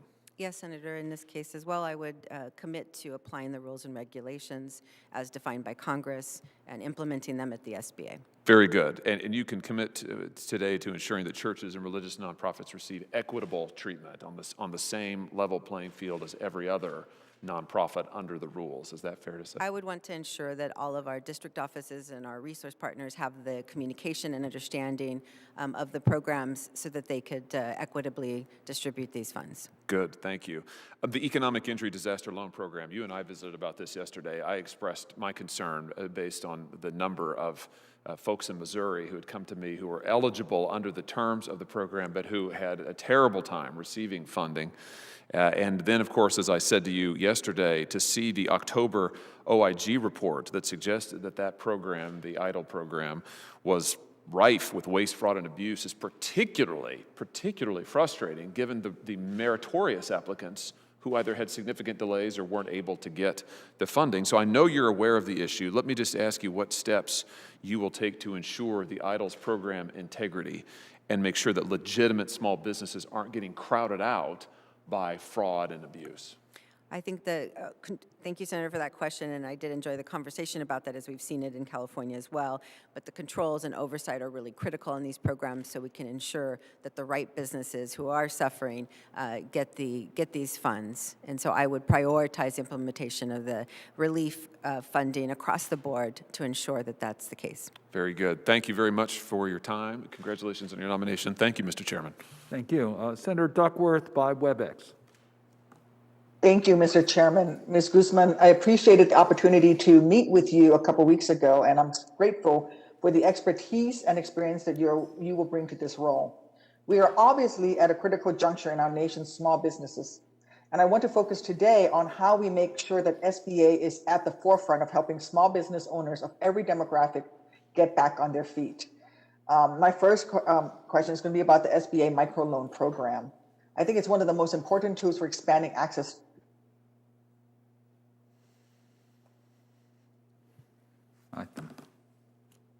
Senator Duckworth, I think we have a problem on your connection. We'll see whether we can get that reestablished.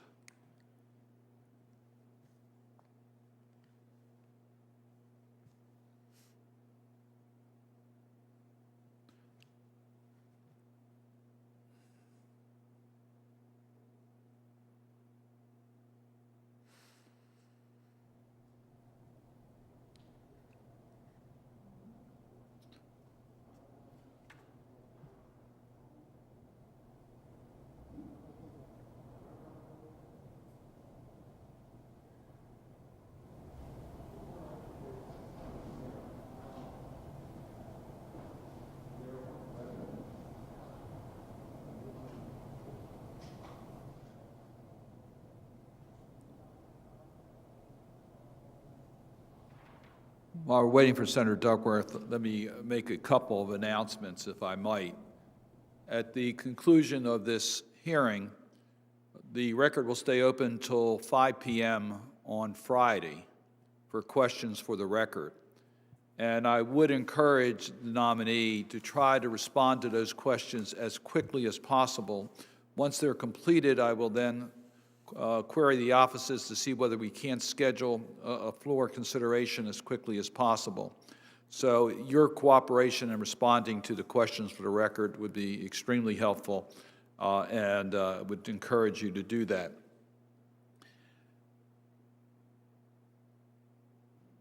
Secondly, I'm going to concur in many of the letters of recommendation that we've received from various groups, including receiving today the letter from the U.S. Chamber of Commerce in support of Mrs. Guzman's nomination being confirmed.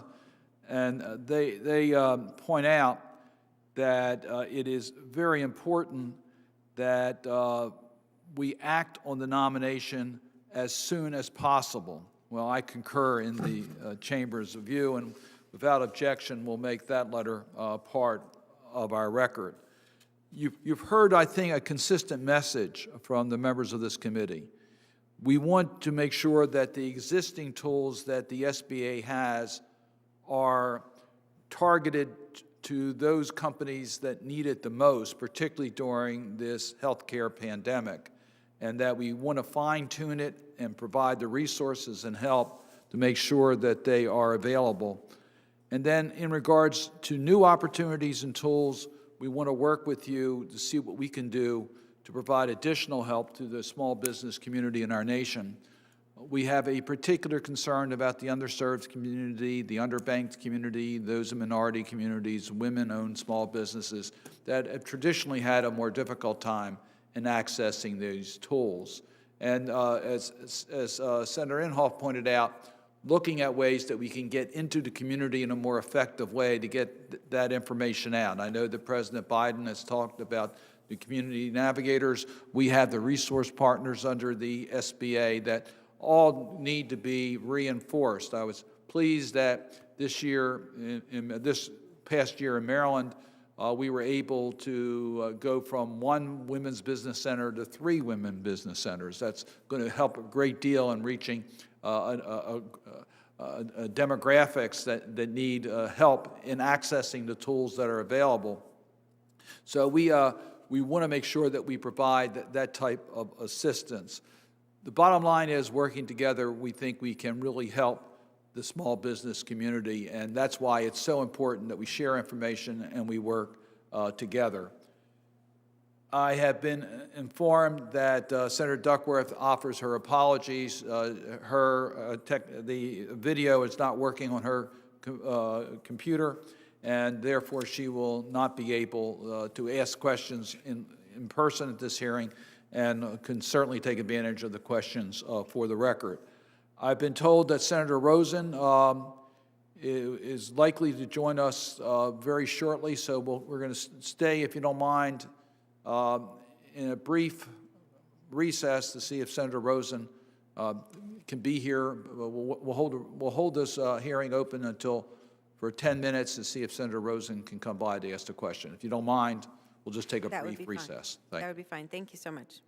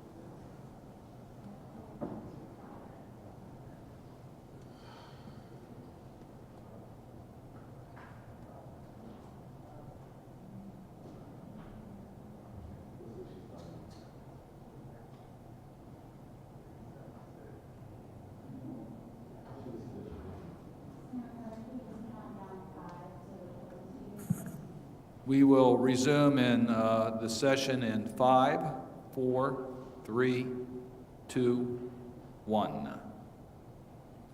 The Small Business and Entrepreneurship Committee will resume its session, and at this time, I would recognize Senator Rosen by WebEx.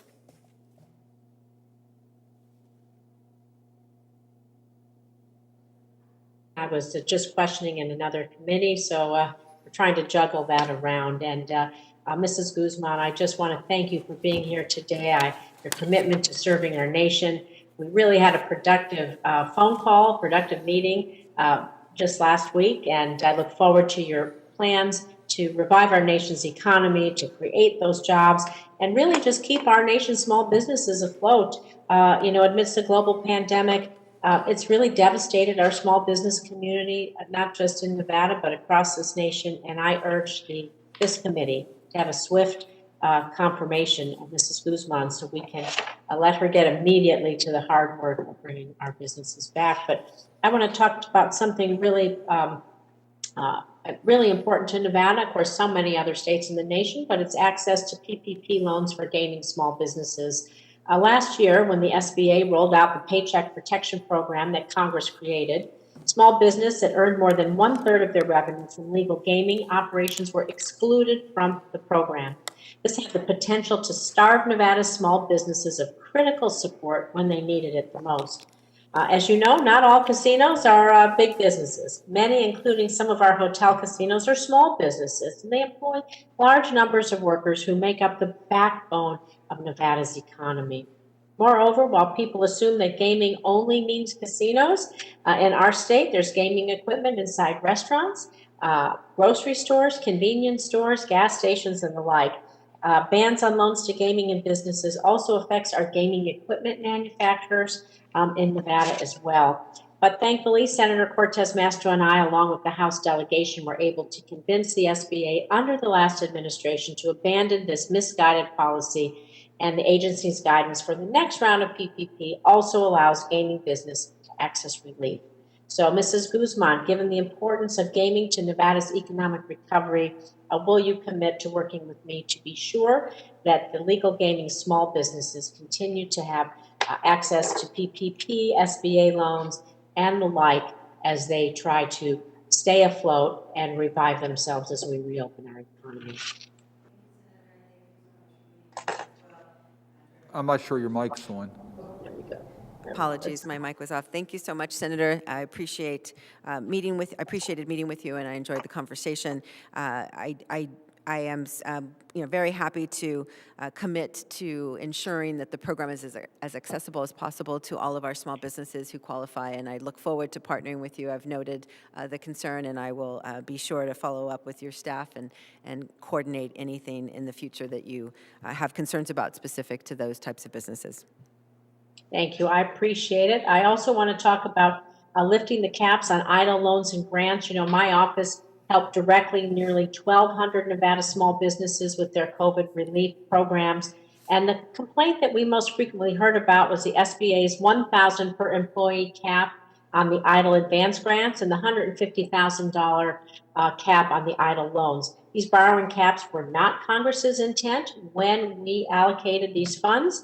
And some of our businesses have not been able to survive because these caps weren't adequate. Last year, I introduced with the bipartisan legislation, EIDL for Small Business Act, that eliminates the borrowing cap on the EIDL loans and the EIDL grants, and it replenished the funding for the EIDL program. And so can you commit this session to work with us to fully remove the caps on EIDL loans and grants and invest the new dollars that are needed? 99% of businesses in Nevada, small businesses, that are needed to give that support that our businesses so desperately need. Thank you, Senator. Yes, I heard similar concerns from small businesses in California, and if confirmed, I look forward to diving in quickly into all the CARES Act support to make sure that we are reaching the businesses that need it at the levels the Congress has allowed. And so I would look forward to partnering with you and your staff on ensuring that that happens. I know I just have a few seconds left, so we do have legal state cannabis businesses, and so I'm just gonna, we can speak about this offline, we'll submit some questions, but will you work with our office to commit to consider providing legally operating cannabis small businesses equal access to SBA resources, the loans, counseling, mentoring, and training?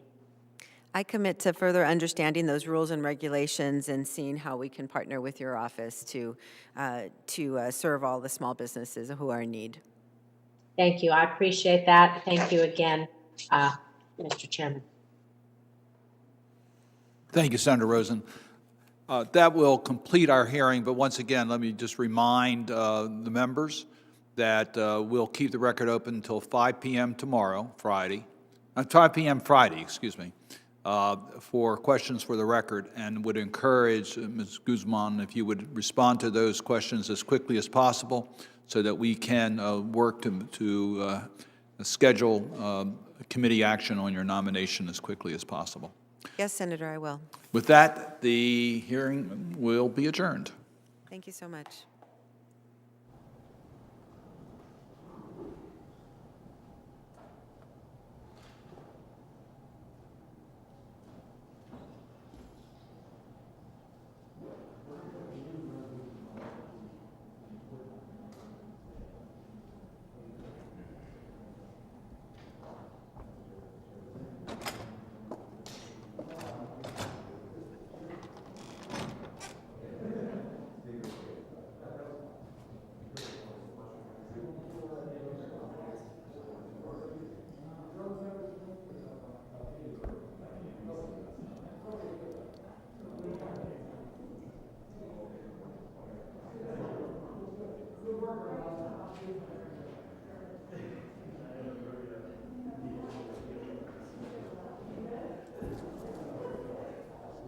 Well, thank you again. Good work.